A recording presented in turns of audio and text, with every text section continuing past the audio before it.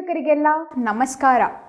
ಸದಾ ವಿಸ್ಮಯಕಾರಿ ವಿಚಾರಗಳೊಂದಿಗೆ ನಿಮ್ಮ ಕುತೂಹಲ ತಣಿಸುತ್ತಿರುವ ವಿಸ್ಮಯ ಲೋಕ ಕಾರ್ಯಕ್ರಮ ಈ ಬಾರಿಯೂ ನಿಮ್ಮ ನಿರೀಕ್ಷೆಗೆ ಮೀರಿದ ವಿಚಾರವೊಂದನ್ನು ಹೊತ್ತು ತಂದಿದೆ. ಅದು ಅಂತಿಂತ ವಿಚಾರವಲ್ಲ, 4 ಯುಗಗಳಿಗೂ ಸಂಪರ್ಕ ಹೊಂದಿರುವ ಪವಿತ್ರ ಜಾಗ. ನಿಮಗೆ ಗೊತ್ತಿದೆಯಲ್ವಾ, ಈ ಜಗತ್ತು 4 ಯುಗಗಳ ಮೇಲೆ ಪಯಣಿಸುತ್ತಿದೆ ಎಂದು. ಆರಂಭಿಕವಾಗಿ ಕೃತಯುಗ, ನಂತರ ತ್ರೇತಾಯುಗ, ಅದರ ನಂತರ ದ್ವಾಪರ ಯುಗಗಳು ಕಳೆದು ಹೋಗಿದ್ದು, ಇದೀಗ ಕಲಿಯುಗದಲ್ಲಿ ನಾವು ಜೀವಿಸುತ್ತಿದ್ದೇವೆ. ಪ್ರತಿ ಯುಗದ ಕಾಲಮಾನದ ಬಗ್ಗೆ ಹೇಳಬೇಕಂದ್ರೆ ಅದೇ ಒಂದು ಸಂಚಿಕೆಯಾಗಲಿದೆ.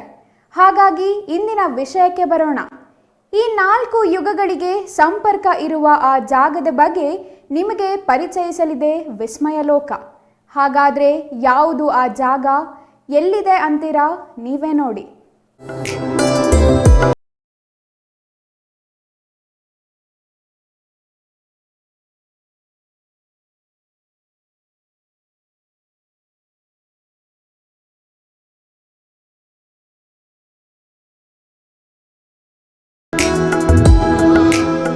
ಆತ್ಮೀಯ ವೀಕ್ಷಕರಿಗೆಲ್ಲ ವಿಸ್ಮಯ ಲೋಕ ಕಾರ್ಯಕ್ರಮಕ್ಕೆ ಸ್ವಾಗತ.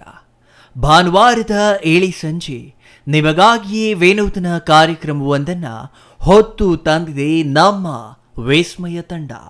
ಈ ಜಾಗ ನಿಮಗೆ ಚಿರಪರಿಚಿತ ಜಾಗವೇ ಆಗಿರಬಹುದು, ಆದರೆ ನೀವು ಅರಿಯದ ಅನೇಕ ವಿಚಾರಗಳು ಈ ಕಾರ್ಯಕ್ರಮದ ಮೂಲಕ ತಿಳಿಯಲಿದ್ದೀರಿ. ಇಂದಿನ ಕಾರ್ಯಕ್ರಮದಲ್ಲಿ 4 ಯುಗಗಳಿಗೆ ಸಂಪರ್ಕ ಹೊಂದಿದ್ದ ಸ್ಥಳವೊಂದರ ಪರಿಚಯ ಮಾಡಿಸಲಿದ್ದೇನೆ. ಆ ಜಾಗ ಶ್ರೀರಾಮ ಸೀತೆಯೊಂದಿಗೆ ಸಂಚರಿಸಿದ ಸ್ಥಳ. ಆ ಜಾಗ ಪಂಚ ಪಾಂಡವರು ನಡೆದಾಡಿದ ಪವಿತ್ರ ಸ್ಥಳ. ಅಷ್ಟೇ ಅಲ್ಲ, ಸಾಕ್ಷಾತ್ ಸೂರ್ಯನ ಮಗಳು ನೆಲೆಸಿದ್ದ ಜಾಗವೂ ಹೌದು. ಇವು ಪುರಾಣ ಕಥೆಗಳಾದರೆ ಕಾಲಜ್ಞಾನ ಎಂಬ ಭವಿಷ್ಯವಾಣಿ ರಚನೆಯಾದ ಜಾಗವೂ ಹೌದು. ಹಾಗಾದರೆ ಆ ಜಾಗ ಯಾವುದು ಅಂತೀರಾ? ಹೇಳ್ತೀನಿ, ಎಲ್ಲವನ್ನೂ ವಿವರವಾಗಿ ಹೇಳ್ತೀನಿ. ಆದರೆ ಅದಕ್ಕೂ ಮುನ್ನ ಈ ಜಾಗವನ್ನೊಮ್ಮೆ ನೋಡಿ.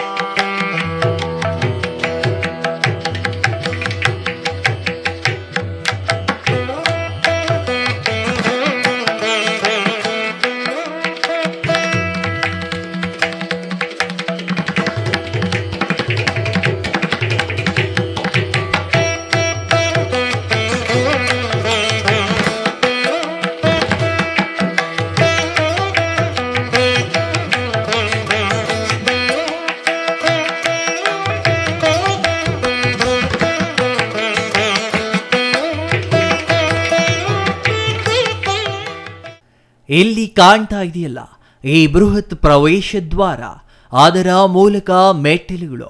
ಇದು ಯೋಗಿಯೊಬ್ಬರು ತಪಸ್ಸು ಮಾಡಿದ್ದ ಜಾಗದ ಪ್ರವೇಶ ದ್ವಾರ. ಹಾಗೆಯೇ ಸುತ್ತ ಗಮನ ಹರಿಸಿದ್ರೆ 4 ದಿಕ್ಕಿನಲ್ಲಿಯೂ 4 ಪ್ರತಿಮೆಗಳು ಕಾಣ್ತಿವೆಯಲ್ಲ, ಇವು ಶಂಕರಾಚಾರ್ಯ, ಮಧ್ವಾಚಾರ್ಯ, ರಾಮಾನುಜಾಚಾರ್ಯ ಮತ್ತು ವೇದ್ಯಾರಣ್ಯರ ಪ್ರತಿಮೆಗಳು.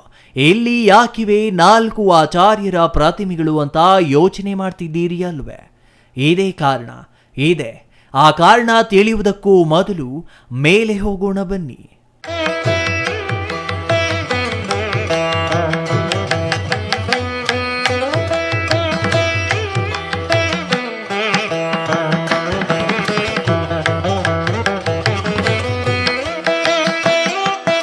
ಇಲ್ಲಿ ಕಾಣ್ತಾ ಇರುವ ವಿಶಾಲ ಆವರಣ ಒಂದು ಯಾಗಶಾಲೆ. ಈ ಯಾಗಶಾಲೆಯಲ್ಲಿ ವರ್ಷ ಪೂರ್ತಿ ಒಂದಲ್ಲ ಒಂದು ಅದ್ದೂರಿ ಹೋಮ ಹವನಗಳನ್ನು ನಡೆಸಲಾಗುತ್ತದೆ. ಆ ಯಾಗಶಾಲೆಯ ಅಂಚಿನತ್ತ ಗಮನ ಹರಿಸಿದ್ರೆ ಅನೇಕ ವಿಗ್ರಹಗಳು ಕಾಣ್ತಾ ಇವೆ. ಇವು ಪಂಚಭೂತಗಳು ಮತ್ತು ನವಗ್ರಹಗಳು. ಇಲ್ಲಿರುವ ಬೃಹತ್ ಕುಂಡದಲ್ಲಿ ಯಾಗ ಯಜ್ಞಗಳನ್ನ ನಡೆಸಲಾಗುತ್ತಿದೆಯಲ್ಲ, ಆಗ ಈ ಎಲ್ಲ ವಿಗ್ರಹಗಳಿಗೂ ವಿಶೇಷ ಪೂಜೆಗಳು ನಡೆಯುತ್ತವೆ. ಅಷ್ಟೇ ಅಲ್ಲ, ಇಲ್ಲಿ ಇದೆಯಲ್ಲ ಲಕ್ಷ್ಮೀ ಸಮೇತ ನರಸಿಂಹಸ್ವಾಮಿ ನಿಂತಿರುವುದು ಕಾಣ್ತಾ ಇದೆಯಲ್ಲ, ಎಷ್ಟು ಬೃಹತ್ ವಿಗ್ರಹವಾದರೂ ಗರ್ಭಗುಡಿಯಲ್ಲಿ ಯಾಕೆ ಇಲ್ಲ ಅನ್ನೋ ಅನುಮಾನ ಕಾಡ್ತಾ ಇರಬೇಕು. ನಿಜ, ಅದಕ್ಕೂ ಒಂದು ಕಾರಣವಿದೆ. ಇದು ದೇವಾಲಯವಲ್ಲ, ಬದಲಿಗೆ ಯಾಗಶಾಲೆ. ಯಾವುದೇ ಯಾಗ ಯಜ್ಞ ಮಾಡಬೇಕಾದರೆ ಅದಕ್ಕೆ ತನ್ನದೇ ಆದ ನೀತಿ ನಿಯಮಗಳಿರುತ್ತವೆ. ಆ ನಿಯಮಗಳಂತೆ ಯಾವ ಯಾವ ದೇವರ ಹೆಸರಿನಲ್ಲಿ ಯಾವ ಯಾಗ ಮಾಡಬೇಕು ಅಂತಹ ದೇವರ ಎಲ್ಲ ಪ್ರತಿಮೆಗಳು ಇಲ್ಲಿವೆ.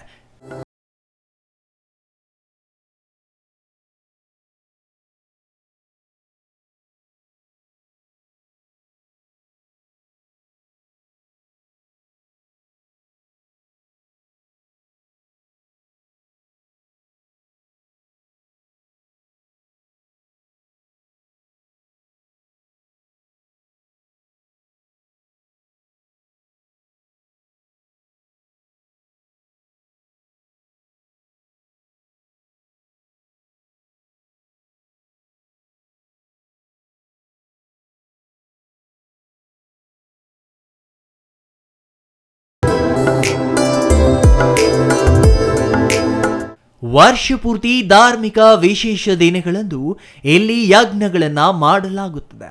ಅದಕ್ಕಾಗಿ 10 ಋತ್ವಿಕರು ಆಗಮಿಸಿ ಗಂಟೆಗಟ್ಟಲೆ ಯಾಗಗಳನ್ನು ಮಾಡುವ ಮೂಲಕ ಲೋಕ ಕಲ್ಯಾಣಕ್ಕಾಗಿ ಪ್ರಾರ್ಥಿಸಲಾಗುತ್ತದೆ.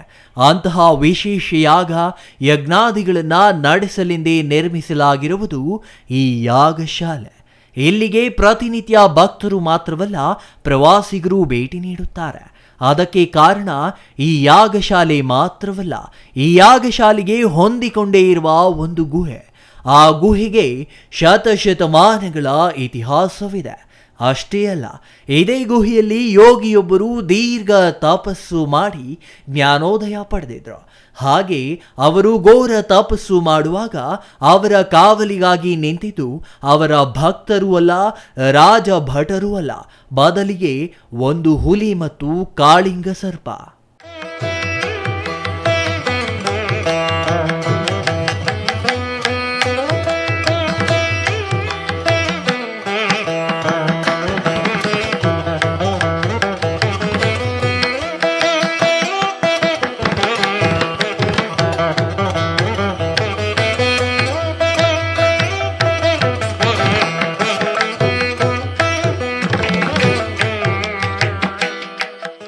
ಹಾಗಾದ್ರೆ ಇಲ್ಲಿ ತಪಸ್ಸು ಮಾಡಿದ ಆ ಮಹಾನ್ ಯೋಗಿ ಯಾರು?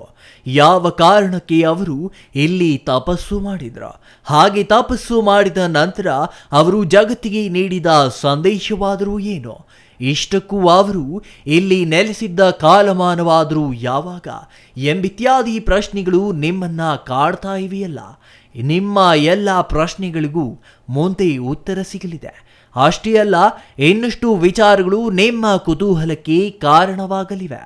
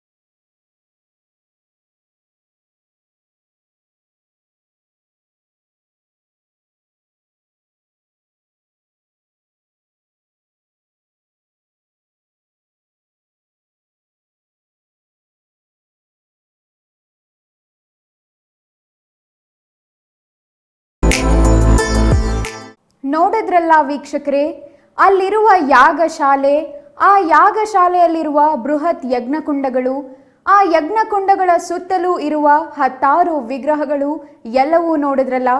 ಅದೇ ರೀತಿಯಾಗಿ ಮಹಾಯೋಗಿಯೊಬ್ಬರು ದೀರ್ಘ ತಪಸ್ಸು ಮಾಡಿ ಅಪಾರವಾದ ಜ್ಞಾನ ಸಂಪಾದನೆ ಮಾಡಿದ ಗುಹೆಯನ್ನು ನೋಡಿದ್ರಲ್ಲ.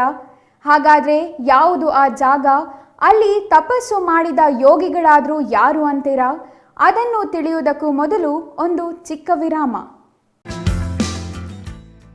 ರಾಮೂಸ್ ಫರ್ನಿಚರ್ ಪ್ಯಾರಡೈಸ್, ರಾಗ ಬಿಲ್ಡಿಂಗ್, ಬಿಬಿ ರಸ್ತೆ, ಚಿಕ್ಕಬಳ್ಳಾಪುರ.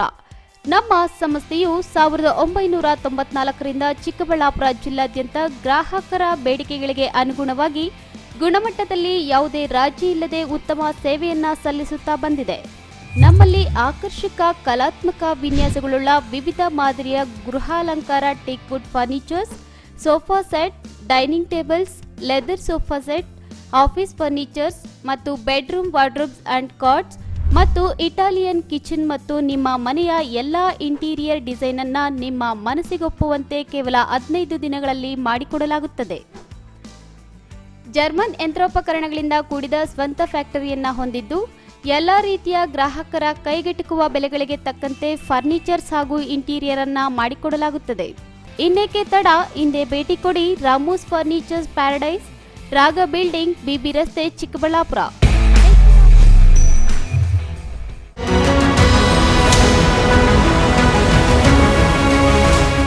ವೀಕ್ಷಕರಿಗೆಲ್ಲ ವಿಸ್ಮಯ ಲೋಕ ಕಾರ್ಯಕ್ರಮಕ್ಕೆ ಮತ್ತೆ ಸ್ವಾಗತ. ನೀವು ನೋಡಿದ ಜಾಗಕ್ಕೂ ಇಲ್ಲಿಂದ ಸ್ವಲ್ಪವೇ ದೂರದಲ್ಲಿರುವ ಮತ್ತೊಂದು ಮಹಾಕ್ಷೇತ್ರಕ್ಕೂ ಸಂಬಂಧವಿದೆ. ಇಲ್ಲಿ ತಪಸ್ಸು ಮಾಡಿದ ಮಹಾನ್ ಯೋಗಿಗಳಿಗೂ ಆ ಮತ್ತೊಂದು ಮಹಾಕ್ಷೇತ್ರಕ್ಕೂ ನೇರ ಸಂಬಂಧವಿದೆ. ಇಲ್ಲಿರುವ ಗುಹೆಯಲ್ಲಿ ತಪಸ್ಸು ಆಚರಿಸಿದ ಆ ಮಹಾನ್ ಯೋಗಿ ಬೆಣಚು ಕಲ್ಲುಗಳನ್ನು ಕಲ್ಲು ಸಕ್ಕರೆಯಾಗಿ ಬದಲಿಸಿದ ಮಹಾನ್ ಶಕ್ತಿ ಪಡೆಯುತ್ತಾರೆ. ಅಷ್ಟೇ ಅಲ್ಲ, ನೂರಾರು ಸಾವಿರಾರು ವರ್ಷಗಳ ನಂತರ ಜಗತ್ತಿನ ಯಾವ ಮೂಲೆಯಲ್ಲಿ ಏನು ನಡೆಯುತ್ತದೆ ಎಂಬ ಬಗ್ಗೆ ತಮ್ಮ ಕಾಲಜ್ಞಾನದಲ್ಲಿ ಅಡಕ ಮಾಡಿದ ಮಹಾನ್ ಯೋಗಿಗಳವರು. ಹಾಗಾದರೆ ಆ ಮಹಾನ್ ಯೋಗಿ ಯಾರು? ಆ ಜಾಗ ಇರುವುದು ಎಲ್ಲಿ ಅಂತೀರಾ? ಮುಂದೆ ನೋಡಿ.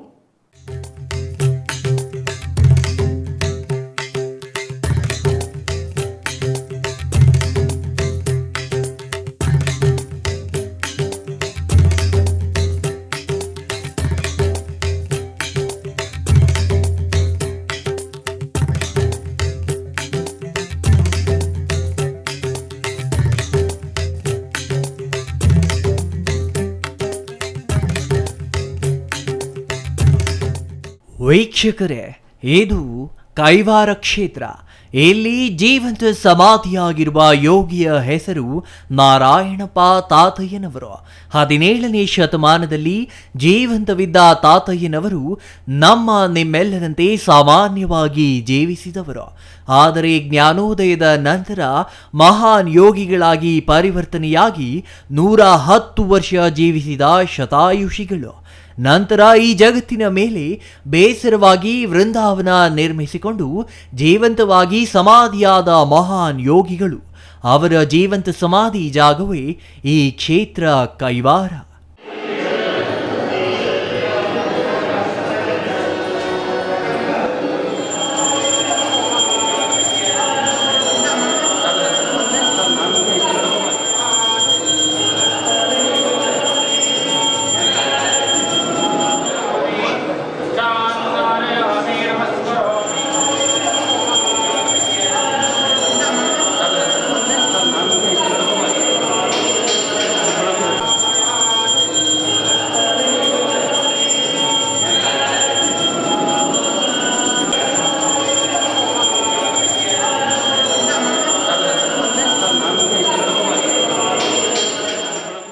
ಹಾಗಾದರೆ ಕೈವಾರದ ತಾತಯ್ಯನವರು ಇದೇ ಜಾಗದಲ್ಲಿ ಯಾಕೆ ಜೀವ ಸಮಾಧಿಯಾದರು? ಅವರು ಸಮಾಧಿಯಾದ ಈ ಸ್ಥಳ ಇಂದು ಇಷ್ಟು ಪ್ರಖ್ಯಾತಿಯಾಗಲು ಕಾರಣವೇನು? ಈ ಕ್ಷೇತ್ರದಲ್ಲಿ ಈಗ ಸಿಗುತ್ತಿರುವ ಸೌಲಭ್ಯಗಳೇನು ಎಂಬ ಇತ್ಯಾದಿ ಪ್ರಶ್ನೆಗಳಿಗೆ ಉತ್ತರವೇ ಈ ಪೂಜಾ ಕೈಂಕರ್ಯಗಳು. ತಾತಯ್ಯನವರ ಪ್ರತಿಮೆ ಕಾಣುತ್ತಿದೆಯಲ್ಲ, ಅಲ್ಲಿಂದ ಕೆಳಗೆ ಗಮನ ಹರಿಸಿದ್ರೆ ಕಾಣ್ತಿದೆಯಲ್ಲ ವೃಂದಾವನ. ಅದೇ ತಾತಯ್ಯನವರ ಜೀವಂತ ಸಮಾಧಿಯಾದ ಜಾಗ. ತಾತಯ್ಯನವರು ಕೇವಲ 250 ವರ್ಷಗಳ ಹಿಂದೆ ಜೀವಂತವಿದ್ದವರು. ಹಾಗಾಗಿಯೇ ಅವರನ್ನ ಗುರುಗಳ ಸ್ಥಾನದಲ್ಲಿ ಇರಿಸಿ ವಿಶೇಷ ಪೂಜೆಗಳು ಮಾತ್ರವಲ್ಲ, ಅನೇಕ ಜನಪರ ಮತ್ತು ಧಾರ್ಮಿಕ ಕಾರ್ಯಕ್ರಮಗಳನ್ನು ನಡೆಸಲಾಗುತ್ತಿದೆ. ಕೈವಾರ ಕ್ಷೇತ್ರ ನಮ್ಮ ಕರ್ನಾಟಕ ರಾಜ್ಯದ ಒಂದು ಪ್ರಸಿದ್ಧವಾದ ಯಾತ್ರಾ ಸ್ಥಳ. ಇಲ್ಲಿಗೆ ಪ್ರತಿನಿತ್ಯ ಸಹಸ್ರಾರು ಭಕ್ತರು ಕರ್ನಾಟಕ, ತಮಿಳುನಾಡು, ಆಂಧ್ರ ಪ್ರದೇಶ್, ತೆಲಂಗಾಣ ಮೊದಲಾದ ಇಡೀ ದಕ್ಷಿಣ ಭಾರತಾದ್ಯಂತ ಆಗಮಿಸುತ್ತಿರುತ್ತಾರೆ. ಇಲ್ಲಿನ ಟ್ರಸ್ಟ್ ಸಮಿತಿಯು ಮಾನ್ಯ ಧರ್ಮಾಧಿಕಾರಿಗಳಾದ ಡಾಕ್ಟರ್ MR ಜಯರಾಮ್ರವರ ಅಧ್ಯಕ್ಷತೆಯಲ್ಲಿ ಆಗಮಿಸುವ ಯಾತ್ರಾರ್ಥಿಗಳಿಗೆ ಬೇಕಾದ ಅಗತ್ಯ ಸೌಲಭ್ಯಗಳನ್ನು ಒದಗಿಸಿಕೊಟ್ಟಿರುತ್ತಾರೆ. ಕ್ಷೇತ್ರವನ್ನು ಒಂದು ಆದರ್ಶನೀಯವಾದ ಪ್ರವಾಸಿ ಸ್ಥಳವನ್ನಾಗಿ ಅಭಿವೃದ್ಧಿಪಡಿಸಿರುತ್ತಾರೆ. ನಮ್ಮ ಕ್ಷೇತ್ರದಲ್ಲಿ ಪ್ರತಿನಿತ್ಯ ಬರುವ ಯಾತ್ರಾರ್ಥಿಗಳಿಗೆ ಮಧ್ಯಾಹ್ನ ಮತ್ತು ರಾತ್ರಿ 2 ಹೊತ್ತು ಉಚಿತ ಊಟದ ವ್ಯವಸ್ಥೆ ಇದೆ. ಬರುವ ಭಕ್ತರಿಗಾಗಿ ಸುಮಾರು 150 ಅತಿಥಿ ಗೃಹಗಳನ್ನು ನಿರ್ಮಿಸಲಾಗಿದೆ. ನಮ್ಮ ಆಶ್ರಮದಲ್ಲಿ ಒಂದು ಗೋಶಾಲೆ ಇದೆ. ಸದರಿ ಗೋಶಾಲೆಯಲ್ಲಿ ನಮ್ಮ ದೇಸಿ ತಳಿಗಳಾದ ಹಳ್ಳಿಕಾರ್, ಮಲ್ನಾಡ್ ಗಿಡ್ಡ, ಒಂಗೋಲ್, ಗೀರ್ ಮೊದಲಾದ ತಳಿಗಳನ್ನು ಸಂರಕ್ಷಿಸಿ ಅಭಿವೃದ್ಧಿಪಡಿಸಲಾಗುತ್ತಿದೆ. ಈ ಗೋಶಾಲೆಯಿಂದ ಬರುವ ಹಾಲು ಮೊಸರನ್ನು ಕ್ಷೇತ್ರದಲ್ಲಿರುವ ಎಲ್ಲ ದೇವಸ್ಥಾನಗಳಿಗೆ ಅಭಿಷೇಕ ಮತ್ತು ಇಲ್ಲಿನ ದಾಸೋಹ ವ್ಯವಸ್ಥೆಗಾಗಿ ಉಪಯೋಗಿಸಿಕೊಳ್ಳಲಾಗುತ್ತದೆ. ನಮ್ಮ ಕ್ಷೇತ್ರದಲ್ಲಿ ವರ್ಷಪೂರ್ತಿ ಹಲವಾರು ಧಾರ್ಮಿಕ ಹಾಗೂ ಸಾಮಾಜಿಕ ಕಾರ್ಯಕ್ರಮಗಳು ನಡೆಯುತ್ತಾ ಇರುತ್ತದೆ. ಮಾರ್ಚಲ್ಲಿ ರಥೋತ್ಸವ, ಪಾಲ್ಗುಣ ಶುದ್ಧ ಹುಣ್ಣಿಮೆಯಂದು ಅಮರನಾರಾಯಣ ಸ್ವಾಮಿಯ ರಥೋತ್ಸವ ಮತ್ತು ಅದೇ ದಿವಸ ತಾತಯ್ಯನವರ ಜಯಂತಿಯನ್ನು ಸಹ ಆಚರಿಸಲಾಗುತ್ತದೆ. ಮಾರನೇ ದಿನ ಸದ್ಗುರು ಶ್ರೀ ಯೋಗಿನಾರಾಯಣ ಯತೀಂದ್ರ ರಥೋತ್ಸವ ಕಾರ್ಯಕ್ರಮ ಇರುತ್ತದೆ. ಮತ್ತು ಜೂನಲ್ಲಿ ಜ್ಯೇಷ್ಠ ಶುದ್ಧ ತದಿಯಂದು ಶ್ರೀ ಯೋಗಿನಾರಾಯಣ ಯತೀಂದ್ರರ ಜೀವ ಸಮಾಧಿ ಪ್ರವೇಶ ಮಹೋತ್ಸವವನ್ನು ಆಚರಿಸಲಾಗುತ್ತದೆ. ಸದ್ಗುರುಗಳು ಜೀವ ಸಮಾಧಿಸ್ಥರಾಗಿ 189 ವರ್ಷ ಆಯಿತು. ಈ ಸಲ ಜೂನ್ 9ನೇ ತಾರೀಕು ಸದ್ಗುರುಗಳ ಜೀವ ಸಮಾಧಿಯನ್ನು ಆಚರಿಸಿಕೊಂಡು ಬರಲಾಗುತ್ತಿದೆ.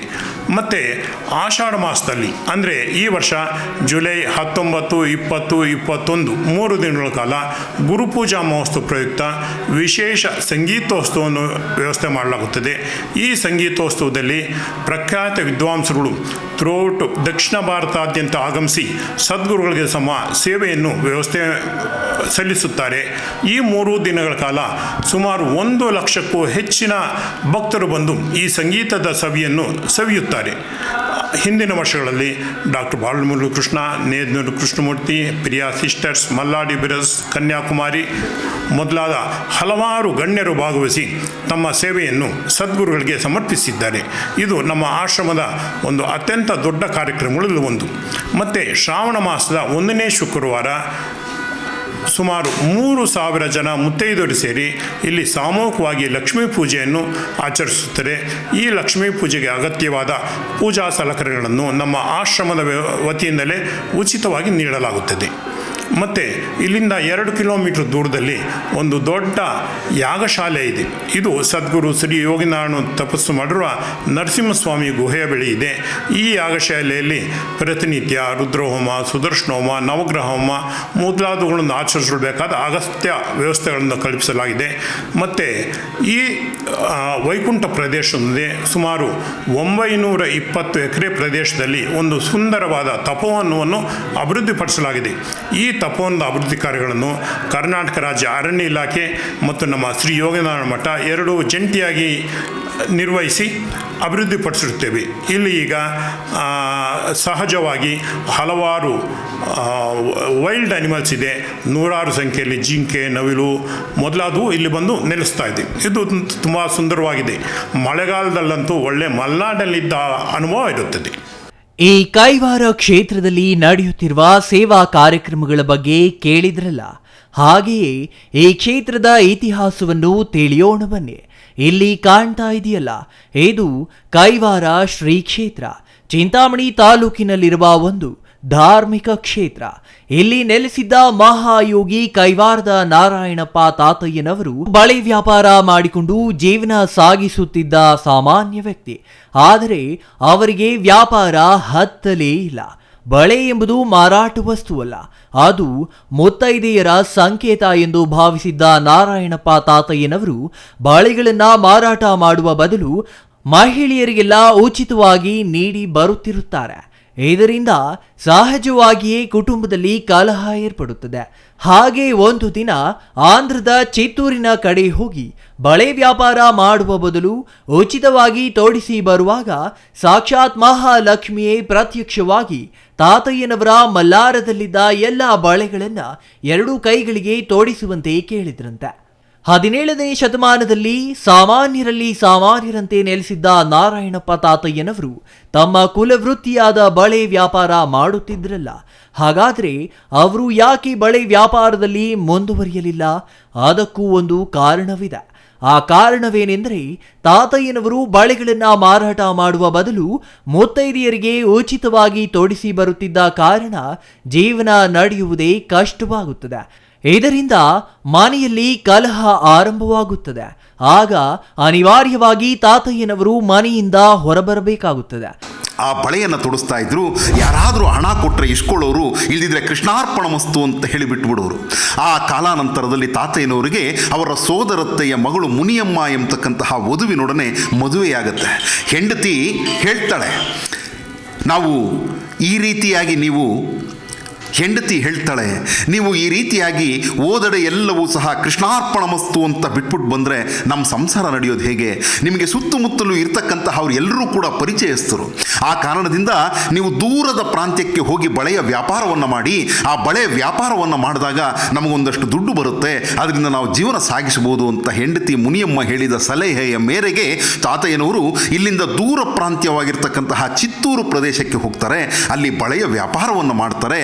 ಅಲ್ಲಿಯೂ ಕೂಡ ಮುತ್ತೈದೆಯರಲ್ಲಿ ಮಹಾಲಕ್ಷ್ಮಿಯ ಸ್ವರೂಪವನ್ನು ಕಂಡು ಅವರು ಬಳೆಯನ್ನು ತೊಡಿಸಿ ಕೃಷ್ಣಾರ್ಪಣಮಸ್ತು ಅಂತ ಹೇಳಿ ಬರ್ತಾ ಇರತಕ್ಕಂತಹ ಸಮಯದಲ್ಲಿ ಕತ್ತಲಾಗಿದೆ. ಆ ಕತ್ತಲಾದಾಗ ಮಳೆ ಬರ್ತಕ್ಕಂತಹ ಸೂಚನೆ ಇದೆ. ಆಗ ತಾತಯ್ಯನವರು ಅಂದ್ಕೊಳ್ತಾರೆ, ನಾನು ಇನ್ನು ಕೈವಾರ ಕ್ಷೇತ್ರಕ್ಕೆ ಹೋಗ್ತಕ್ಕಂತಹದ್ದು ಸಾಧ್ಯ ಇಲ್ಲ, ಇಲ್ಲಿಯೇ ಎಲ್ಲಾದರೂ ತಂಗಿರಬೇಕು, ಇದಾದ ನಂತರ ನಾನು ಬೆಳಿಗ್ಗೆ ಪ್ರಯಾಣವನ್ನು ಮಾಡಬೇಕು ಅಂತ ಹೇಳಿ ತಾತಯ್ಯನವರು ಅಲ್ಲಿಯೇ ಇದ್ದಂತಹ ಮೊಗಳಿ ವೆಂಕಟಗಿರಿ ಕಣಿವೆಯಲ್ಲಿ ಉಳ್ಕೊಳ್ತಾರೆ. ಆ ಮೊಗಳಿ ವೆಂಕಟಗಿರಿ ಕಣಿವೆಗೆ ಹೋದ ನಂತರ ತಕ್ಷಣವೇ ಅವ್ರಿಗೊಬ್ಬ ದಿವ್ಯ ಪುರುಷನ ದರ್ಶನವಾಗುತ್ತೆ. ಅವರೇ ಪರದೇಶ ಸ್ವಾಮಿಗಳು ಅಂತ ಹೇಳಿ. ಆ ಪರದೇಶ ಸ್ವಾಮಿಗಳು ತಾತಯ್ಯನವರನ್ನು ಕರೆದು, ಅಪ್ಪ ನಾರಾಯಣಪ್ಪ, ಅವರ ತಾತಯ್ಯನವರ ಮೂಲ ಹೆಸರು ನಾರಾಯಣಪ್ಪ ಅಂತ ಹೇಳಿ, ನಾರಾಯಣಪ್ಪ ಬಾಪ್ಪ ಬಾ, ನಾನು ನಿನಗೋಸ್ಕರ ಕಾಯ್ತಾ ಇದ್ದೆ. ನಿನ್ನಲ್ಲಿ ಜಗತ್ತಿಗೆ ಮಾರ್ಗದರ್ಶನವನ್ನು ಮಾಡ್ತಾ ಇರ್ತಕ್ಕಂತಹ ಜ್ಞಾನದ ಬೆಳಕು ನಿನ್ನಲ್ಲಿ ಇದೆ, ನೀನು ಜಗತ್ತಿಗೆ ಮಾರ್ಗದರ್ಶನ ಮಾಡ್ತಕ್ಕಂತಹವನಾಗ್ತೀಯ ಅಂತ ಹೇಳಿ ಅವರಿಗೆ ಜ್ಞಾನದ ಬೋಧನೆಯನ್ನು ಕೊಟ್ಟು ಅವರೊಂದು ಮಾತನ್ನು ಹೇಳ್ತಾರೆ. ನೋಡಪ್ಪ, ಯಾವಾಗಾದರೆ ಬೆಣುಚು ಕಲ್ಲು ಸಕ್ಕರೆಯಾಗಿ ಮಾರ್ಪಾಟಾಗುತ್ತೋ ಆಗ ನಿನಗೆ ಸಿದ್ಧಿ ಆಯಿತು ಅಂತ ತಿಳ್ಕೋ ಅಂತ ಹೇಳಿ ಆ ಪರದೇಶ ಸ್ವಾಮಿಗಳು ಹೇಳ್ತಾರೆ. ಹಾಗೆಯೇ ತಾತಯ್ಯನವರು ಆ ಒಂದು ಮಾತನ್ನೆಲ್ಲ ಕೇಳಿಸ್ಕೊಂಡು ದೈವಾಂಶ ಸಂಭೂತರಾಗಿರ್ತಕ್ಕಂತಹ ಪರದೇಶ ಸ್ವಾಮಿಗಳ ಮಾತುಗಳಿಂದ ಅಲೌಕಿಕವಾದಂತಹ ಜ್ಞಾನ ತಾತಯ್ಯನವರಲ್ಲಿ ಮೂಡಿ ಬರುತ್ತೆ. ಬೆಳಕಾಗತ್ತೆ. ಆ ಬೆಳಕಾದಾಗ ನೋಡ್ತಾರೆ, ಆ ಸ್ವಾಮಿಗಳು ಇರೋದಿಲ್ಲ, ಅದೃಶ್ಯರಾಗಿರ್ತಾರೆ. ಅದೇ ಒಂದು ಗುಂಗಿನಲ್ಲಿ ತಾತಯ್ಯನವರು ಕೈವಾರ ಕ್ಷೇತ್ರಕ್ಕೆ ಬರ್ತಾ ಇರ್ತಕ್ಕಂತಹ ಸಮಯದಲ್ಲಿ ಮಹಾಲಕ್ಷ್ಮಿನೇ ಬಂದು ತಾತಯ್ಯನವರ ಹತ್ರ ಕೇಳಿಸಿಕೊಂಡು ನನಗೆ ಬಳೆ ತೊಡಿಸು ಅಂತ ಹೇಳಿ ಆ ಬಳೆ ಮಲ್ಲಾರದಲ್ಲಿ ಇದ್ದಂತಹ ಎಲ್ಲ ಬಳೆಯನ್ನು ಕೂಡ ಮಹಾಲಕ್ಷ್ಮಿ ಧರಿಸ್ಕೊಂಡು ಬಿಡ್ತಾಳೆ, ಅವರಿಂದ ತೊಡಿಸ್ಕೊಳ್ತಾಳೆ. ಅದಾದ ನಂತರ ತಾತಯ್ಯನವರು ಕೈವಾರ ಕ್ಷೇತ್ರಕ್ಕೆ ಬರ್ತಾರೆ. ಆ ಬಂದಂತಹ ಸಮಯದಲ್ಲಿ ಹೆಂಡತಿ ನೋಡ್ತಾಳೆ, ಬಳೆ ಮಲ್ಲಾರ ಖಾಲಿಯಾಗಿದೆ, ಇವರು ಹಣ ತಂದಿರ್ಬೋದು ಅಂತ ಹೇಳಿ, ದುಡ್ಡು ತಂದಿದ್ದೀರಾ, ಎಷ್ಟು ತಂದಿದ್ದೀರಾ, ಏನು ಅಂತೆಲ್ಲ ಕೇಳಿದಾಗ ತಾತಯ್ಯನವರು ಹೇಳ್ತಾರೆ, ನನಗೆ ಪರದೇಶ ಸ್ವಾಮಿಗಳ ಈ ಒಂದು ದರ್ಶನ ಆಯಿತು, ಮಹಾಲಕ್ಷ್ಮಿಯ ದರ್ಶನವಾಯಿತು ಅಂತ ಹೇಳಿದಾಗ, ಇಲ್ಲ ನೀವು ನಮ್ಮ ಜೊತೆ ಸಂಸಾರ ಮಾಡಲಿಕ್ಕೆ ಸಾಧ್ಯ ಇಲ್ಲ, ನನಗೆ ನಿಮಗೆ ಇರ್ತಕ್ಕಂತಹ ಒಂದು ಬಂಧ ಏನಿದೆ ಅದು ಇಲ್ಲಿಗೆ ಹರಿದು ಹೋಯಿತು ಅಂತ ಹೇಳಿ ಮನೆಯಿಂದ ಆಚೆ ಕಡೆಗೆ ಕಳಿಸ್ಬಿಡ್ತಾಳೆ. ಆಂಧ್ರದ ಚಿತ್ತೂರಿನಿಂದ ವಾಪಸ್ ಕೈವಾರಕ್ಕೆ ಬರುವಾಗ ತಾತಯ್ಯನವರಿಗೆ ಅಗೋಚರ ಶಕ್ತಿಯಾಗಿ ಬಂದ ಪರದೇಶ ಸ್ವಾಮಿಗಳು ಭಾರೀ ಮಳೆ ಬಿರುಗಾಳಿ ಇರುವ ಸಂದರ್ಭದಲ್ಲಿ ತಾತಯ್ಯನವರನ್ನ ಬರಮಾಡಿಕೊಳ್ಳುತ್ತಾರೆ. ಅಲ್ಲದೆ ಜಗತ್ತಿಗೆ ನಿಮ್ಮ ಉಪದೇಶ ಬೇಕಿದೆ, ಹಾಗಾಗಿ ಇನ್ನು ಸಂಸಾರದ ಸಂಕೋಲೆಗಳಿಂದ ಹೊರಬಂದು ಧ್ಯಾನದ ಕಡೆ ಗಮನ ಹರಿಸುವಂತೆ ಸೂಚನೆ ನೀಡುತ್ತಾರೆ. ಪರದೇಶ ಸ್ವಾಮಿಗಳ ಈ ಮಾತು ತಾತಯ್ಯನವರ ಮೇಲೆ ತುಂಬಾ ಪರಿಣಾಮ ಬೀರುತ್ತದೆ. ಮಾತ್ರವಲ್ಲ, ರಾತ್ರಿಯಲ್ಲಿ ಮಲಗಿ ಬೆಳಗ್ಗೆ ಎದ್ದೇಳುವ ವೇಳೆಗೆ ರಾತ್ರಿಯಲ್ಲಿ ಉಪದೇಶ ನೀಡಿದ್ದ ಪರದೇಶ ಸ್ವಾಮಿಗಳು ಮಾಯವಾಗಿರುತ್ತಾರೆ. ಹಾಗೆ ಮಾಯವಾದ ಪರದೇಶ ಸ್ವಾಮಿಗಳ ಬಗ್ಗೆ ಯೋಚಿಸುತ್ತಲೇ ತಾತಯ್ಯನವರು ಊರಿನ ದಾರಿ ಹಿಡಿಯುತ್ತಾರೆ. ನಮ್ಮ ಜೊತೆ ಸಂಸಾರ ಮಾಡಲಿಕ್ಕೆ ಸಾಧ್ಯ ಇಲ್ಲ, ನನಗೆ ನಿಮಗೆ ಇರ್ತಕ್ಕಂತಹ ಒಂದು ಬಂಧ ಏನಿದೆ ಅದು ಇಲ್ಲಿಗೆ ಹರಿದು ಹೋಯಿತು ಅಂತ ಹೇಳಿ ಮನೆಯಿಂದ ಆಚೆ ಕಡೆಗೆ ಕಳಿಸ್ಬಿಡ್ತಾಳೆ. ಆ ಕಳಿಸಿದಂತಹ ಸಮಯದಲ್ಲಿ ತಾತಯ್ಯನವರು ಇಲ್ಲಿಂದ 1 ಕಿಲೋಮೀಟರ್ ದೂರದಲ್ಲಿ ಇರ್ತಕ್ಕಂತಹ ಉದ್ಭವ ಯೋಗ ನರಸಿಂಹಸ್ವಾಮಿ ತಪೋವನದಲ್ಲಿ ಅಲ್ಲಿಗೆ ಹೋಗ್ತಾರೆ. ಅದು ಎಲ್ಲ ಕಾಡು ಮೇಡು ಇರತಕ್ಕಂತಹ ಪ್ರದೇಶ. ಆ ಪ್ರದೇಶದಲ್ಲಿ ಹೋಗಿ ತಾತಯ್ಯನವರು ಚಿಂತಾಕ್ರಾಂತರಾಗಿ ಕುಳಿತುಕೊಂಡಂತಹ ಸಮಯದಲ್ಲಿ ಅಲ್ಲಿಗೆ ಗೋಪಾಲಕನ ರೂಪದಲ್ಲಿ ಬಂದಂತಹ ಪರಮಾತ್ಮ ಹೇಳ್ತಾನೆ, ಅಪ್ಪ ಇದು ಬಹಳ ಪ್ರಾಶಸ್ತ್ಯವಾಗಿರ್ತಕ್ಕಂತಹ ಸ್ಥಳ, ಇಲ್ಲಿ ನೀನು ಆ ಒಂದು ಯೋಗವನ್ನು ಮಾಡು, ಆ ಸಿದ್ಧಿ ಬರುತ್ತೆ, ಧ್ಯಾನವನ್ನು ಮಾಡು ಅಂತ ಹೇಳ್ತಾರೆ. ನೀಲೋನ ಈಶ್ವರುಡು ನಿಂಡಿಯುನ್ನಾಡು ನೀನು నువ్వు తెలిసితే నువ్వే ಈಶ್ವರುಡು. ಇಲ್ಲಿ ನೀನು ಧ್ಯಾನವನ್ನು ಮಾಡು, ನಿನ್ನಲ್ಲಿ ಇರ್ತಕ್ಕಂತಹ ಈಶ್ವರನನ್ನು ನೀನು ಕಂಡುಕೊಂಡ್ರೆ ನೀನೇ ಈಶ್ವರ ಕಣಪ್ಪ ಅಂತಂದರು. ನಿನ್ನಲ್ಲಿಯೇ ಈಶ್ವರ ತುಂಬಿ ಇದ್ದಾನೆ, ನಿನ್ನನ್ನು ನೀನು ಕಂಡುಕೊಂಡ್ರೆ ನೀನೇ ಈಶ್ವರ ಅಂತ ಹೇಳಿದಾಗ ತಾತಯ್ಯನವರು ಆ ಒಂದು ಉದ್ಭವ ಯೋಗ ನರಸಿಂಹಸ್ವಾಮಿ ಗವಿಯಲ್ಲಿ ಕಠಿಣವಾದಂತಹ ಘೋರವಾದ ತಪಸ್ಸನ್ನು ಮಾಡ್ತಾರೆ. ಅವರ ಜೀವನ ಚರಿತ್ರೆಯಿಂದ ನಮಗೆ ತಿಳಿದು ಬರುತ್ತೆ. ಕಾಳಿಂಗ ಸರ್ಪ ಮತ್ತು ಹುಲಿ ಅವರಿಗೆ ಕಾವಲಾಗಿತ್ತು ಅಂತ ಹೇಳಿ ಅವರ ಜೀವನ ಚರಿತ್ರೆಯಲ್ಲಿ ತಿಳಿದು ಬರುತ್ತೆ. ಮನೆ ತುಂಬ ಮಕ್ಕಳು, ಕುಟುಂಬ ನಿರ್ವಹಣೆಯ ಸಂಕಷ್ಟ, ದುಡಿದು ಸಂಸಾರ ತೂಗಿಸಬೇಕಿದ್ದ ಮನೆಯ ಒಡೆಯ, ಉಚಿತವಾಗಿ ಬಳೆಗಳನ್ನು ತೊಡಿಸಿ ಬರುತ್ತಿರುವ ಮನಸ್ತತ್ವ, ಇವುಗಳಿಂದ ಬೇಸತ್ತ ತಾತಯ್ಯನವರ ಪತ್ನಿ ಮುನಿಯಮ್ಮ ಸಾಕ್ಷಾತ್ ತಾತಯ್ಯನವರನ್ನೇ ಮನೆಯಿಂದ ಹೊರಹಾಕುತ್ತಾರೆ. ಇದರಿಂದ ವೈರಾಗ್ಯ ಹೊಂದಿದ ತಾತಯ್ಯನವರು ನೇರವಾಗಿ ಬಂದು ತಲುಪಿದ್ದು ಇದೇ ಗುಹೆಗೆ. ಶತಮಾನಗಳ ಹಿಂದೆ ಘೋರ ಅರಣ್ಯವಾಗಿದ್ದ ಈ ಜಾಗದಲ್ಲಿ ಅಗೋಚರವಾಗಿಯೇ ಇದ್ದ ಈ ಗುಹೆಯಲ್ಲಿ ಬಂದು ನಾರಾಯಣಪ್ಪ ತಾತಯ್ಯನವರು ತಪಸ್ಸು ಆರಂಭಿಸುತ್ತಾರೆ. ತಾತಯ್ಯನವರು ಘೋರ ತಪಸ್ಸು ಮಾಡುತ್ತಿದ್ದ ವೇಳೆ ಅವರ ರಕ್ಷಣೆಗಾಗಿ ಹುಲಿ ಮತ್ತು ಕಾಳಿಂಗ ಸರ್ಪ ಕಾಯುತ್ತಿದ್ದುವಂತೆ. ಹಾಗೆ ತಪಸ್ಸು ಮಾಡುತ್ತಿದ್ದ ವೇಳೆ ತಾತಯ್ಯನವರಿಗೆ ಜ್ಞಾನೋದಯವಾಗಿ ವಾನಪ್ರಸ್ಥಕ್ಕೆ ಮರಳಿದ್ದಾರೆ.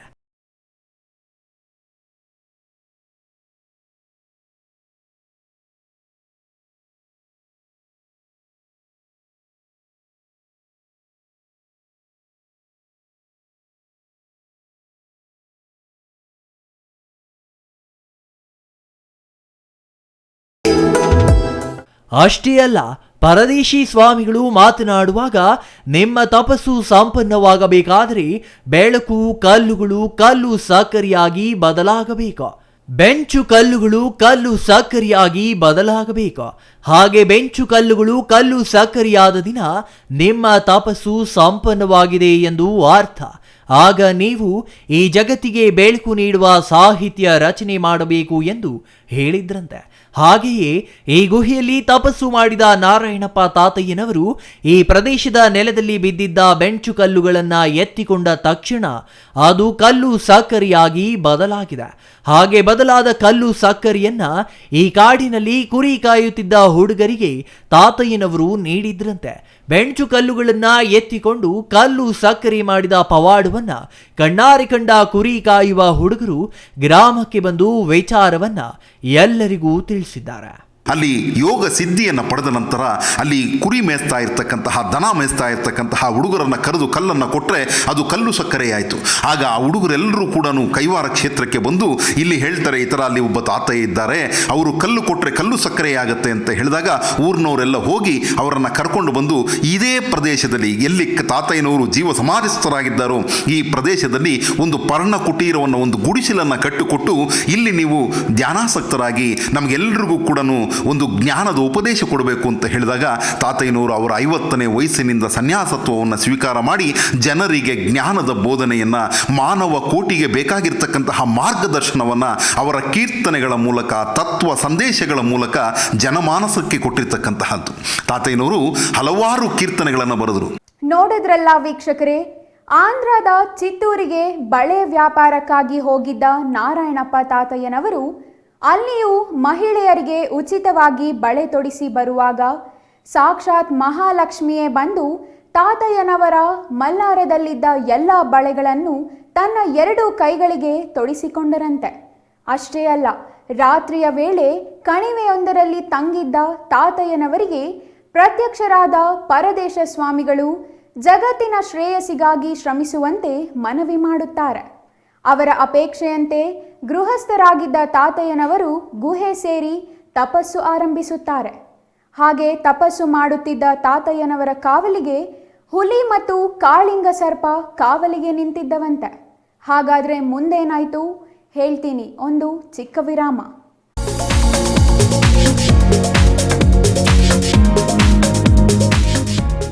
ಸ್ಕೈ ಮಹಿಳಾ ಅಡ್ಡ ಹೋಲ್ಸೇಲ್ ಮಳಿಗೆ ಮಹಿಳೆಯರಿಗಾಗಿ ಲೋಕಾಯುಕ್ತ ಆಫೀಸ್ ಹತ್ತಿರ 1ನೇ ward, Vapasandra, Chikkaballapur town. Mobile ಸಂಖ್ಯೆ 9916533636. 15 ವರ್ಷ ಮೇಲ್ಪಟ್ಟ ಮಹಿಳೆಯರಿಗೆ ಬೇಕಾದ ಎಲ್ಲಾ ತರಹದ ಬಟ್ಟೆಗಳು ಒಂದೇ ಮಳಿಗೆಯಲ್ಲಿ ಲಭ್ಯ. ನಮ್ಮಲ್ಲಿ ಎಲ್ಲಾ ತರಹದ ಕಾಟನ್, ರೇಷ್ಮೆ, Banaras, linen, crepe silk, Vishal, Subhash, soft sarees, ಕೈಮಗ್ಗದ ಸೀರೆಗಳು, ಮುಲ್ಮುಲ್ ಕಾಟನ್ ಸೀರೆಗಳು ದೊರೆಯುತ್ತವೆ. ಸೀರೆಗಳು ಬೆಲೆ 150 ರುಗಳಿಂದ ಪ್ರಾರಂಭ. Crop top, lehenga, gown, ready dress, tops, leggings, dress material, jeans tops ದೊರೆಯುತ್ತದೆ. ಟಾಪ್ಸ್ 100 ರುಗಳಿಂದ, ಲೆಗಿನ್ 150 ರುಗಳಿಂದ ಪ್ರಾರಂಭ. ಎಲ್ಲಾ ತರಹದ ಹೊಲಿಗೆ ಸೌಲಭ್ಯವಿದೆ. ಹ್ಯಾಂಡ್ ಎಂಬ್ರಾಯ್ಡರಿ, ಕಂಪ್ಯೂಟರ್ ಎಂಬ್ರಾಯ್ಡರಿ ಮಾಡಲಾಗುತ್ತದೆ. ಸ್ಕೈ ಮಹಿಳಾ ಅಡ್ಡ ಹೋಲ್ಸೇಲ್ ಮಳಿಗೆ ಮಹಿಳೆಯರಿಗಾಗಿ ಲೋಕಾಯುಕ್ತ ಆಫೀಸ್ ಹತ್ತಿರ 1ನೇ ward, Vapasandra, Chikkaballapur town. Mobile ಸಂಖ್ಯೆ 9916533636.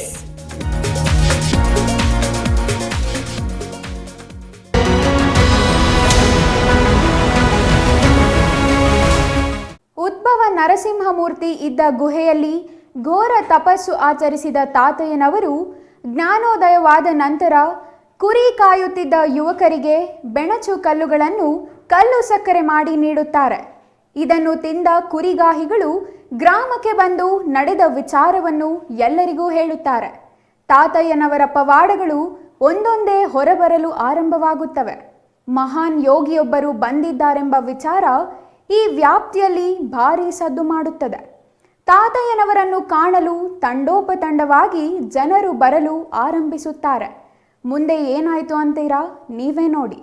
ತಪಸ್ಸು ಮುಗಿದು ಜ್ಞಾನೋದಯವಾಗಿ ಸಂತರಾಗಿ ಕೈವಾರ ಗ್ರಾಮಕ್ಕೆ ಬಂದ ನಾರಾಯಣಪ್ಪನವರು ಸಾಹಿತ್ಯ ಬರೆಯಲು ಆರಂಭಿಸುತ್ತಾರೆ. ತಾಳೆಗರಿಗಳಲ್ಲಿ ವಚನ ಸಾಹಿತ್ಯವನ್ನ ರಚಿಸಿದ ನಾರಾಯಣಪ್ಪ ತಾತಯ್ಯನವರು ಅದೇ ತಾಳೆಗರಿಗಳಲ್ಲಿ ಕಾಲಜ್ಞಾನ ಎಂಬ ಭವಿಷ್ಯವಾಣಿಯನ್ನು ರಚಿಸಿದ್ದಾರೆ. ಕೈವಾರ ತಾತಯ್ಯನವರು ರಚಿಸಿರುವ ಕಾಲಜ್ಞಾನ 100 ವರ್ಷಗಳ ನಂತರವೂ ಸತ್ಯವಾಗುತ್ತಿರುವುದು ವಿಶೇಷ. ಶ್ರೀ ಮಧ್ವಿರಾಟ ವೀರಬ್ರಹ್ಮೇಂದ್ರ ಸ್ವಾಮಿಗಳು ಮತ್ತು ಕೈವಾರದ ತಾತಯ್ಯನವರು ರಚಿಸಿರುವ ಕಾಲಜ್ಞಾನಗಳು ನ್ಯಾಸ್ಟ್ರಾಡ್ಯಾಮಸ್ ಅವರಷ್ಟೇ ಪ್ರಖ್ಯಾತವಾಗಿದ್ದು, ಇವರು ಕಾಲಜ್ಞಾನದಲ್ಲಿ ಹೇಳಿರುವ ವಿಚಾರಗಳಲ್ಲಿ ಈಗಾಗಲೇ ಹಲವಾರು ಸತ್ಯವಾಗಿರುವುದು ಈಗಿನ ವಿಜ್ಞಾನ ಪ್ರಪಂಚಕ್ಕೂ ಹುಬ್ಬೇರಿಸುವಂತೆ ಮಾಡಿದೆ. ಕೈವಾರದ ನಾರಾಯಣಪ್ಪನವರು ಶತಾಯುಷಿಗಳು ಮಾತ್ರವಲ್ಲ, ಅವರು ಹೆಚ್ಚ ಮರಣ ಹೊಂದಿದವರು ಕೂಡ. ಯಾಕೆಂದರೆ 110 ವರ್ಷಗಳು ತುಂಬಿ ಜೀವನ ನಡೆಸಿ ಅಪಾರ ಸಾಹಿತ್ಯ ಸಂಪದವನ್ನ ನಾಡಿಗೆ ನೀಡಿದವರು ಕೈವಾರದ ನಾರಾಯಣಪ್ಪನವರು. ಅವರು ದ್ವಿಭಾಷಾ ಸಾಹಿತಿಗಳು. ತೆಲುಗು ಮತ್ತು ಕನ್ನಡ 2 ಭಾಷೆಗಳಲ್ಲಿಯೂ ಸಾಹಿತ್ಯ ರಚಿಸಿ ನಾಡಿಗೆ ಸಮರ್ಪಣೆ ಮಾಡಿದವರು. ಅದರಲ್ಲೂ ಮುಖ್ಯವಾಗಿ ಕಾಲಜ್ಞಾನದಂತಹ ಭವಿಷ್ಯವಾಣಿಯನ್ನ ಅವರು ಬರೆದಿರುವುದು ಈಗಿನ ವಿಜ್ಞಾನ ಲೋಕಕ್ಕೂ ಸವಾಲೆಸೆಯುವಂತಿದೆ. ಅಮೆರಿಕ ದೇಶದ ಪೆಂಟಗಾನ್ ಅವಳಿ ಕಟ್ಟಡಗಳು ಉರುಳುತ್ತವೆ ಎಂಬ ಸತ್ಯವನ್ನ 300 ವರ್ಷಗಳ ಹಿಂದೆಯೇ ತಮ್ಮ ಕಾಲಜ್ಞಾನದಲ್ಲಿ ಬರೆದಿದ್ದರಂತೆ. ಅವರ ಭವಿಷ್ಯ ಎಷ್ಟು ಖರಾರುವಕ್ಕು ಎಂಬುದನ್ನ ಊಹಿಸಬಹುದು.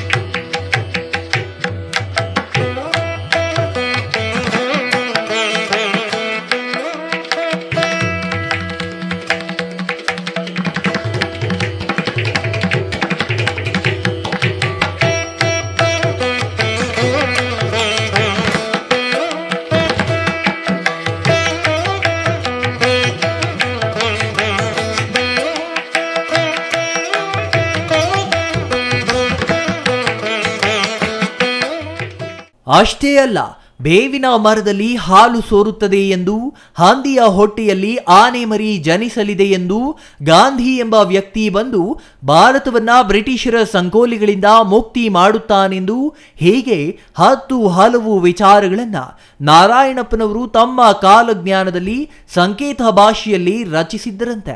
ಇನ್ನು ಕಲ್ಲು ಕೋಳಿ ಕೂಗಲಿದೆ ಎಂದು, ಯಾಗಂಟಿಯಲ್ಲಿರುವ ಕಲ್ಲು ಬಸವಣ್ಣ ಎದ್ದು ಗೊಟುರು ಹಾಕುತ್ತಾನೆಂದು, ಅದೇ ಸಮಯಕ್ಕೆ ಕಲಿಯುಗದ ಅಂತ್ಯವಾಗಲಿದೆ ಎಂದು ಕಾಲಜ್ಞಾನದಲ್ಲಿ ಲಿಖಿತವಾಗಿದೆ.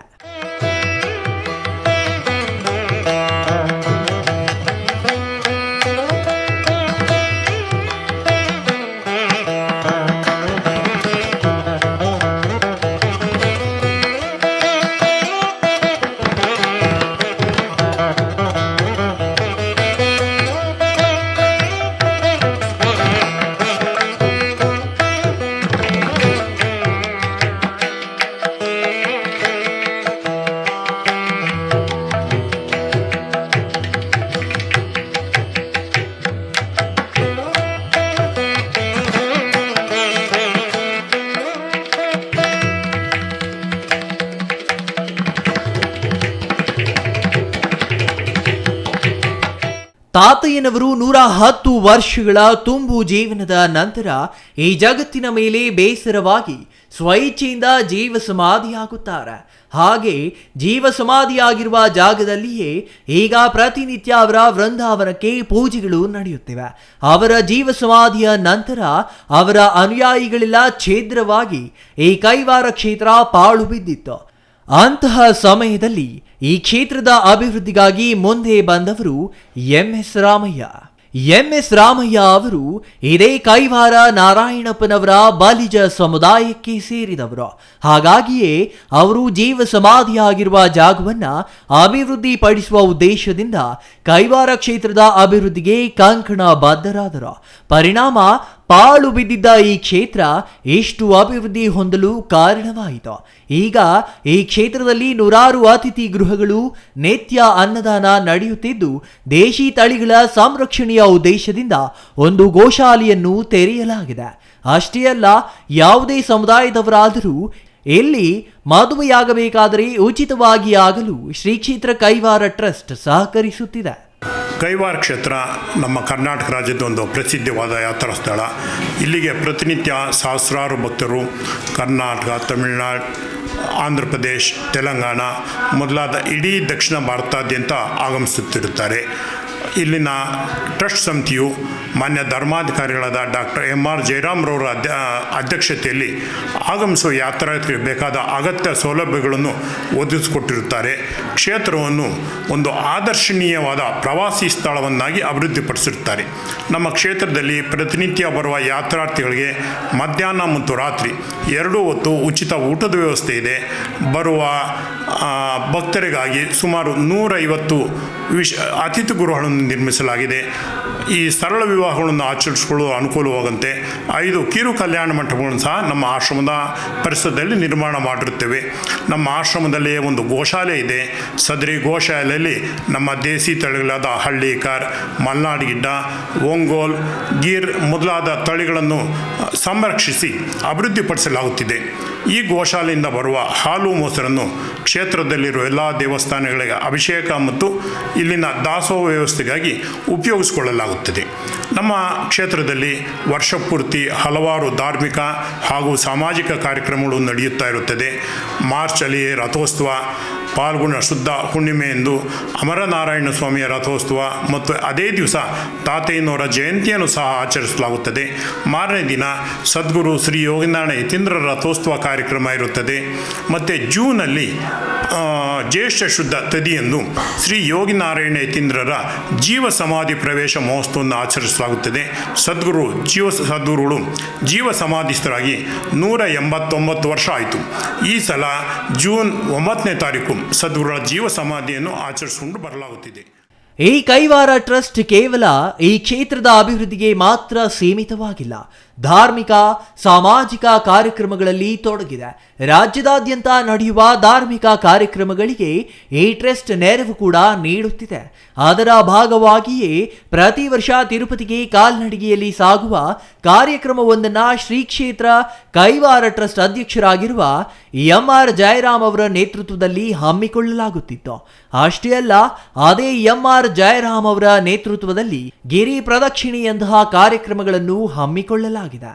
ಕೈವಾರದ ನಾರಾಯಣಪ್ಪನವರ ಜೀವ ಸಮಾಧಿಯ ನಂತರ ನೂರಾರು ವರ್ಷಗಳ ಕಾಲ ಅರಣ್ಯದಲ್ಲಿ ಪಾಳು ಬಿದ್ದಿದ್ದ ಸ್ಥಿತಿಯಲ್ಲಿದ್ದ ಈ ಕೈವಾರ ಕ್ಷೇತ್ರವನ್ನ ಇಂದು ಇಂತಹ ನವೀನತೆಗೆ ತಂದು ನಿಲ್ಲಿಸಿದ ಕೀರ್ತಿ ಎಂ.ಎಸ್. ರಾಮಯ್ಯ ಮತ್ತು ಎಂ.ಆರ್. ಜಯರಾಮ್ ಅವರಿಗೆ ಸಲ್ಲುತ್ತದೆ. ಎಂ.ಎಸ್. ರಾಮಯ್ಯ ಅವರ ನಂತರ ಎಂ.ಆರ್. ಜಯರಾಮ್ ಅವರು ಕೈವಾರ ಕ್ಷೇತ್ರದ ಜವಾಬ್ದಾರಿಯನ್ನು ಹೊತ್ತು ಮುನ್ನಡೆಸುತ್ತಿದ್ದಾರೆ. ಹಾಗಾಗಿಯೇ ಕೈವಾರ ಕ್ಷೇತ್ರ ಎಂದು ಬಡವರ ಪಾಲಿಗೆ ವರದಾನವಾಗಿ ಪರಿಣಮಿಸಿದೆ. ಮಾತ್ರವಲ್ಲ, ದೇವರು ಭಕ್ತಿ ಮತ್ತು ಧರ್ಮದ ಉಳಿವಿಗಾಗಿ ಇಂತಹ ಧಾರ್ಮಿಕ ಕ್ಷೇತ್ರಗಳನ್ನು ಅಭಿವೃದ್ಧಿಪಡಿಸುವ ಜೊತೆಗೆ ಅದನ್ನು ಮುಂದಿನ ತಲೆಮಾರಿಗೂ ಪಸರಿಸುವಂತೆ ಮಾಡಬೇಕು ಎಂಬುದು ಜಯರಾಮ್ ಅವರ ಕನಸಾಗಿದೆ. ಅದರ ಭಾಗವಾಗಿಯೇ ಇವರು ಗಿರಿ ಪ್ರದಕ್ಷಿಣೆ, ತಿರುಪತಿ ಪಾದಯಾತ್ರೆಯಂತಹ ಧಾರ್ಮಿಕ ಕಾರ್ಯಕ್ರಮಗಳನ್ನು ನಿರಂತರವಾಗಿ ಹಮ್ಮಿಕೊಳ್ಳುತ್ತಿದ್ದಾರೆ. ಯಾರು ಪರಮಾತ್ಮನ ಆ ನಾರಾಯಣ ಹೆಸರಲ್ಲಿ ಯಾರು ಈ ಇಡೀ ಒಂದು ವಿಶ್ವ ವೇದಗಳಲ್ಲಿ ನಾರಾಯಣ ಯಾರಪ್ಪ ಅವನು ನಾರಾಯಣ ಅದು ಕೇಳ್ತಾರೆ. ಬ್ರಹ್ಮಶ್ಚ ನಾರಾಯಣ, ಶಿವಶ್ಚ ನಾರಾಯಣ, ಚಕ್ರಶ್ಚ ನಾರಾಯಣ, ಇಂದ್ರಶ್ಚ ನಾರಾಯಣ, ಎಲ್ಲ ಕಾಲಶ್ಚ ನಾರಾಯಣ, ದಿಕ್ಕೆಲ್ಲ ನಾರಾಯಣ, ಆಕಾಶ ನಾರಾಯಣ, ಎಲ್ಲವೂ ನಾರಾಯಣ ನಾರಾಯಣ ನಾರಾಯಣ ನಾರಾಯಣ ನಾರಾಯಣ ಅವನೇಪ್ಪ ನಾರಾಯಣ, ಅವನು ಇದೇ ಅವನೇ ಪರಮಾತ್ಮ. ಅದೇ ಒಂದು ಉಪನಿಷತ್, ನಾರಾಯಣ ಉಪನಿಷತ್ ಅಂತ ಹೇಳ್ತಾರೆ ಇವರು. ಆ ಉಪನಿಷತ್ ಇನ್ನೊಂದು ಹೇಳ್ತಾ ಇದ್ದೇನೆ ಕೇಳಿ. ಆ ನಾರಾಯಣ ಉಪನಿಷತ್ತನ್ನ ಇವರು ನಾರಾಯಣನ ಉಪನಿಷತ್ ಅಂತ ಮಾಡಿದ್ರು. ಯಾವ ರಾಮ ರಾಮ ರಾಮೇತಿ ರಮೇ ರಾಮೇ ಮನೋರಮೇ ಸಹಸ್ರನಾಮ ತತ್ತುಲ್ಯಂ ರಾಮನಾಮ ವರಾನನೆ ಅಂತ ಕೊಟ್ಟರು ಈಶ್ವರ, ಅದನ್ನ ಇವರು ಬದಲಾವಣೆ ಮಾಡಿ ರಾಮ ಮುಕುಂದ ಮಾಧವ, ರಾಮ ಸದ್ಗುರು ಕೇಶವ, ರಾಮ ದಶ ತನೆಯ ದೇವ, ರಾಮಶ್ರೀ ನಾರಾಯಣ ಅಂತ ಕೊಟ್ಟರು. ಬದಲಾವಣೆ ಮಾಡಿದ್ರು ಸ್ವಾಮಿ, ಬದಲಾವಣೆ ಮಾಡಿದ್ದಾರೆ ಕೇಳಿ. ಅವರು ಸದ್ಗುರು, ಅವರೇ ನಿಜವಾದಂಥ ದೇವರು, ಅವರೇ ನಿಜವಾದಂಥ ಪರಮಾತ್ಮ. ನಂಬಿ ಸ್ವಾಮಿ, ನಂಬಿ. ಇಂಥ ಯಾರು ಇದನ್ನ ಪಠ್ಯನ ಮಾಡ್ತಾರೋ, ಸದಾ ಕಾಲ ಯಾರು ಪಠ್ಯನ ಮಾಡ್ತಾರೋ, ಪಠ್ಯನ ಮಾಡುತ್ತಾ ಮಾಡುತ್ತಾ ಮಾಡುತ್ತಾ ಇದು ಸಿಗ್ತದೆ ಅಂತ ತಿಳ್ಕೊಬೇಡಿ. ಯಾವಾಗ ನಿಮ್ಮ ಮನಸ್ಸಿನಲ್ಲಿ ನೀವು ಹೇಳೋಕೆ ಶುರು ಮಾಡ್ತೀರೋ ಆವಾಗ ನಿಮ್ಮ ಫಲ ಬಂತು ಅಂತ ತಿಳ್ಕೊಳ್ಳಿ. ಅಲ್ಲಿವರೆಗೂ ನಿಮಗಿಲ್ಲ ತಿಳ್ಕೊಂಬಿಡಿ ಹೋಗಿ. ಒಟ್ಟಿನಲ್ಲಿ 17ನೇ ಶತಮಾನದಲ್ಲಿ ನೆಲೆಸಿದ್ದ ಕೈವಾರ ನಾರಾಯಣಪ್ಪನವರು ಸಾಮಾನ್ಯ ಮಾನವನಾಗಿಯೇ ಜೀವನ ನಡೆಸಿ ತಮ್ಮ ಪ್ರಗಾಢ ಪಾಂಡಿತ್ಯದಿಂದ ಕನ್ನಡ ಮತ್ತು ತೆಲುಗು ಭಾಷೆಗಳನ್ನು ಸಮೃದ್ಧಿಗೊಳಿಸುವ ಜೊತೆಗೆ ಕಾಲಜ್ಞಾನದ ಮೂಲಕ ಜಗತ್ತಿನಲ್ಲಿ ನಡೆಯಲಿರುವ ಅನಾಹುತಗಳ ಮುನ್ನೆಚ್ಚರಿಕೆ ನೀಡಿರುವುದು ಎಂದಿಗೂ ವಿಶೇಷವೇ ಸರಿ. ಇಂತಹ ಮಹನೀಯರು ನೆಲೆಸಿದ್ದ ಕ್ಷೇತ್ರವನ್ನ ಅಭಿವೃದ್ಧಿಯತ್ತ ಕೊಂಡೊಯ್ಯುವ ಜೊತೆಗೆ ಮಾನವ ಸೇವೆಯೇ ಮಾಧವ ಸೇವೆ ಎಂದು ಪರಿಗಣಿಸಿ ಸೇವೆಯಲ್ಲಿ ತೊಡಗಿರುವ ಎಂ.ಆರ್. ಜಯರಾಮ್ ಮತ್ತು ಅವರ ಕುಟುಂಬದ ಸೇವೆಯು ಶ್ಲಾಘನೀಯ ಎಂದು ಹೇಳುತ್ತಾ ಇಂದಿನ ಸಂಚಿಕೆ ಮುಗಿಸುತ್ತಿದ್ದೇನೆ. ನಮಸ್ಕಾರ.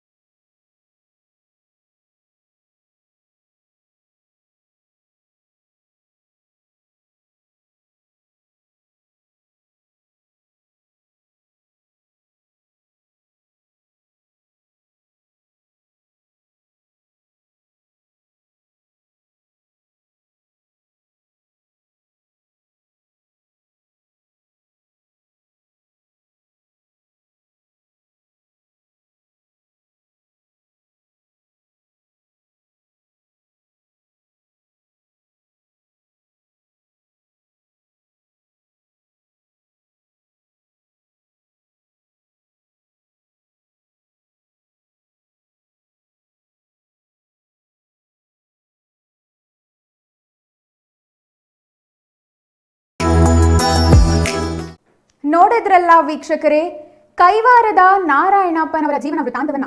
ಅವರ ತಪಸ್ಸು, ಅದರ ಫಲವಾಗಿ ಬೆಣಚು ಕಲ್ಲುಗಳು ಕಲ್ಲು ಸಕ್ಕರೆಯಾಗಿದ್ದು, ನಂತರ ಅವರು ಕಾಲಜ್ಞಾನ ರಚಿಸಿದ್ದು ಎಲ್ಲವನ್ನೂ ತಿಳಿದ್ರಲ್ಲ. ಮುಖ್ಯವಾಗಿ ಅವರು ಗುಹೆಯಲ್ಲಿ ತಪಸ್ಸು ಮಾಡುವ ವೇಳೆ ಹುಲಿ ಮತ್ತು ಕಾಳಿಂಗ ಸರ್ಪ ಕಾವಲಿಗಿದ್ದ ವಿಚಾರ ತಿಳಿಯಿತಲ್ವೇ?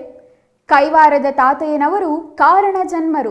ಹಾಗಾಗಿಯೇ ಅವರಿಗೆ ಈ ಕಾಳಿಂಗ ಮತ್ತು ಹುಲಿ ಕಾವಲಿಗೆ ನಿಂತಿದ್ದವು. ಇಂತಹ ಪುಣ್ಯಕ್ಷೇತ್ರವನ್ನು ಅಭಿವೃದ್ಧಿಯ ಉತ್ತುಂಗಕ್ಕೆ ಕೊಂಡೊಯ್ದ MS ರಾಮಯ್ಯ ಮತ್ತು MR ಜಯರಾಮ್ ಕುಟುಂಬದ ಸೇವೆಯು ಶ್ಲಾಘನೀಯವಲ್ಲವೇ? ಕೈವಾರದ ತಾತಯ್ಯನವರು ಜನಿಸಿದ ಕ್ಷೇತ್ರ, ಅವರ ಜೀವನ ವೃತ್ತಾಂತ ಎಲ್ಲವನ್ನೂ ನೋಡಿದ್ರಲ್ಲ. ಇಷ್ಟ ಆಯಿತು ಅಲ್ವೇ? ಇದೇ ರೀತಿಯ ಮತ್ತೊಂದು ವಿಸ್ಮಯಕಾರಿ ವಿಚಾರದೊಂದಿಗೆ ಮುಂದಿನ ವಾರ ಭೇಟಿಯಾಗೋಣ. ನಮಸ್ತೆ.